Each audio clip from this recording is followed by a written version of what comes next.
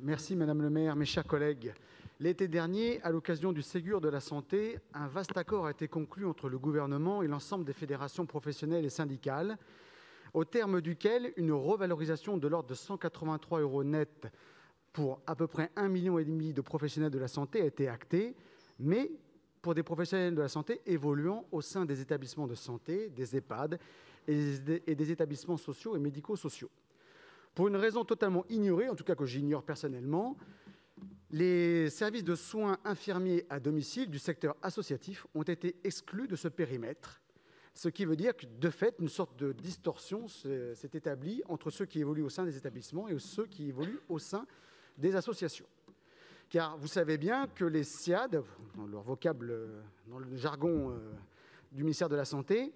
occupent une place très importante au sein de nos arrondissements. C'est eux qui permettent de maintenir dans nos arrondissements les personnes les plus vulnérables, âgées, en situation de vulnérabilité ou encore victimes de maladies chroniques. Dans le 15e arrondissement, par exemple, nous avons 4 SSIAD d'importance, 3 privés, un public que je salue, c'est la SAD, c'est Présence à domicile et c'est Notre Village, plus le SSIAD de la ville de Paris.